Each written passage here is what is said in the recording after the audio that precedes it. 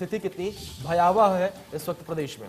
तो वहीं बड़ी अपडेट आपको बता दें, चंडीगढ़ से सामने आ रही है। कोरोना को लेकर मॉनिटरिंग बैठक जो है वो है स्वास्थ्य मंत्री अनिल विज की मॉनिटरिंग कमेटी जो है चेयरमैन शामिल। बैठक में सीएम मनोहर लाल भी मौजूद हैं। तो बड़ी और अहम जानकारी हम आपको इस वक्त दे रहे हैं। प्रदेश में धारा 144 लगाने पर यहां पर फैसला हो सकता है इस बैठक में, और फरीदाबाद गुरुग्राम में संपूर्ण लॉकडाउन लग सकता है। तो बड़ी और अहम जानकारी हम आपको इस वक्त दे रहे हैं। चंडीगढ़ से इस वक्त की बड़ी अपडेट सामने आ रही है। कोरोना को लेकर मॉनिटरिंग कमेटी की जो बैठक है वो शुरू हो गई है।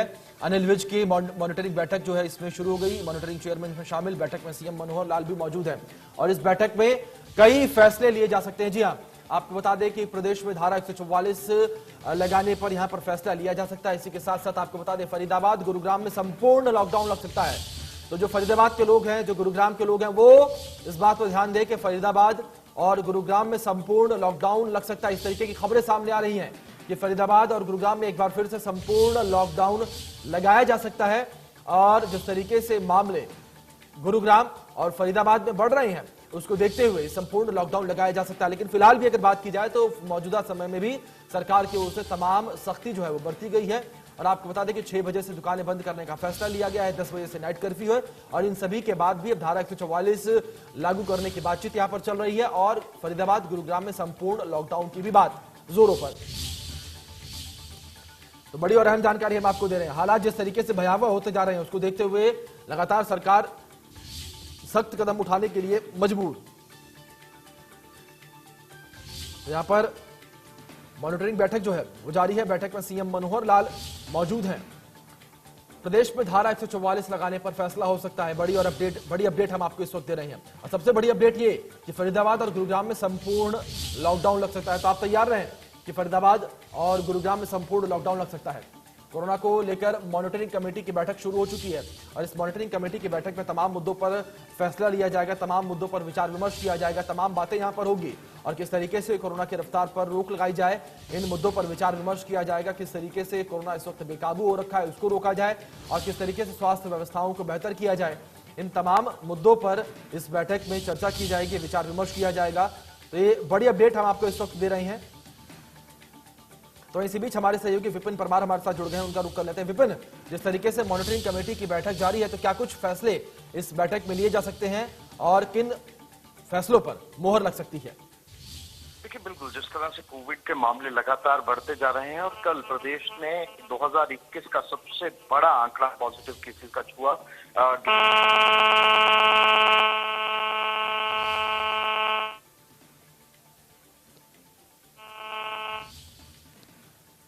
जी, तो तकनीकी खराबी के कारण हमारे सहयोगी विपिन का संपर्क टूट गया, लेकिन फिर भी हम आपको बता दें कि लगातार बड़ी अपडेट हम आपको सौंप रहे हैं। ये मॉनिटरिंग बैठक जो है वो शुरू हो चुकी है। इस बैठक में गृह मंत्री अनिल विज मौजूद हैं और प्रदेश के मुखिया भी यानी कि मनोहर लाल भी इस बैठक में मौजूद हैं। और आपको बता दें कि कोरोना से निपटने के लिए कोरोना के हालातों पर यहाँ पर चर्चा हो रही है और प्रदेश के मौजूदा हालात पर चर्चा हो रही है। तो एक बार फिर से हमारे सहयोगी विपिन हमारे साथ जुड़ गए। विपिन, सीधा आपके पास आना चाहेंगे। सवाल वही कि क्या कुछ फैसले इस बैठक में लिए जा सकते हैं, किन मुद्दों पर चर्चा होगी?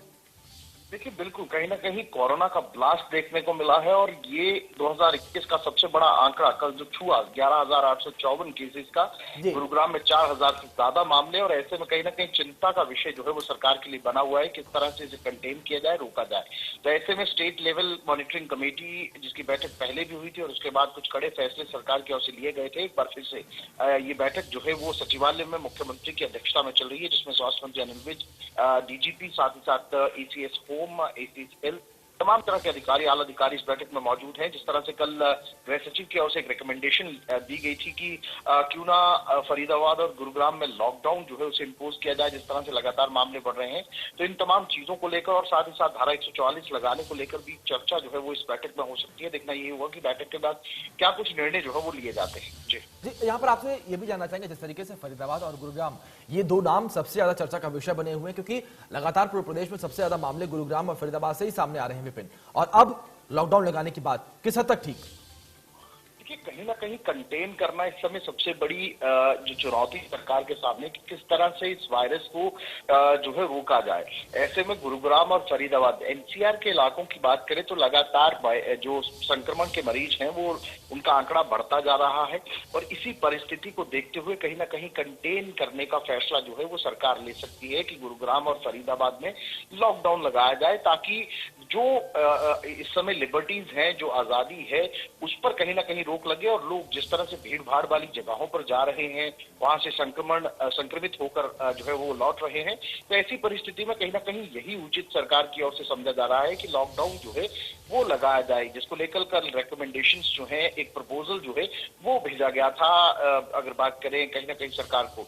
तो ऐसी परिस्थिति में आज उस बात पर भी चर्चा होगी स्टेट लेवल मॉनिटरिंग कमेटी में और उसके बाद देखना ये होगा कि क्या लॉकडाउन फरीदाबाद गुरुग्राम में लगाया जाता है या नहीं। अब विपिन, यहाँ पर बात ये भी है कि खुद अनिल विज जो प्रदेश के गृह मंत्री, उन्होंने सामने से आके एक बात कही थी कि हम लॉकडाउन के हक में नहीं है, हम लॉकडाउन किसी भी कीमत पर नहीं लगाएंगे। लेकिन अब लॉकडाउन जैसी स्थिति सामने आने लगी है, लॉकडाउन की बातें सामने आने लगी हैं।